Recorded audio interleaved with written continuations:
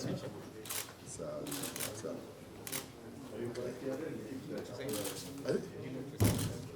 No.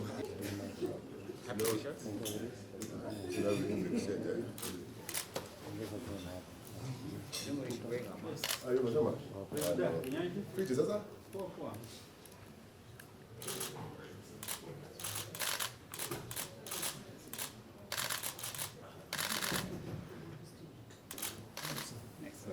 Bars and clubs.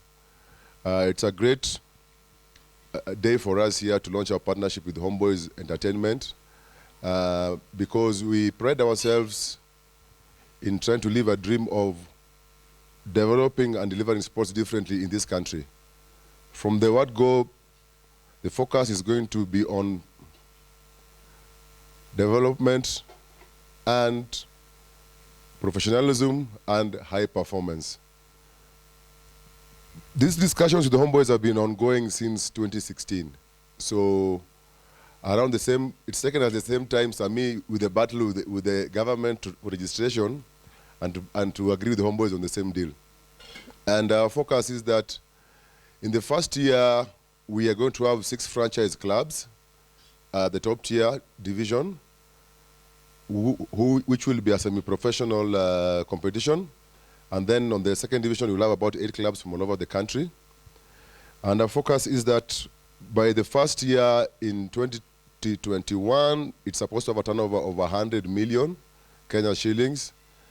And with projected growth that in the next couple of years, we want to list our top KRL Premier League Cup in the Nairobi Stock Exchange. Our role as Homeboyz really is one, to help the KRL team focus on growing the game, on grassroots, on teams, on the technical side of the game, as we focus on making sure that we get enough support to get them to deliver their mandate to the players and to the IRL as a whole. So we're really in terms, we're going to be in charge of sponsorship, revenue collection and management, branding the KRL League itself, communicating its initiatives to the rest of the world, not just Kenya, but everywhere around the world, and also marketing the product to make sure it eventually becomes self-sustainable. And overall, to the growth of the product in the right direction. We must also learn to appreciate in Kenya that sport is an industry on its own, and we must start to understand that we want to grow that.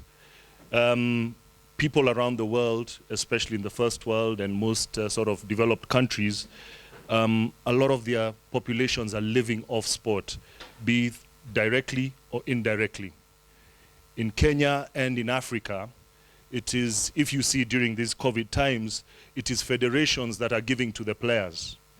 In the modern world, it is the players that are donating to the public. And that is what we want to be able to do, where we are able to empower our players so that they can live off sport, not only when they are playing, but in their later lives after sport, as we know that sport could have a very... Our biggest focus was the most important resource that we would have, and that is the human resource. And that's the thing that we needed to work on very hard to make sure that they are upskilled, build capacity at individual level, so that we would then be able to discharge duties and perform tasks accordingly as expected by the general public, but also by the International Rugby Federation. There's a lot of interest. So all we are trying to do is be able to govern that so that it doesn't grow too big for us to manage. So these 6 teams will compete in an elite competition, which will be played every other week. So we'll be playing every 2 weeks. And as opposed to the traditional way of playing on Saturday afternoons where there's rurashios, weddings, and that sort of thing, matangas,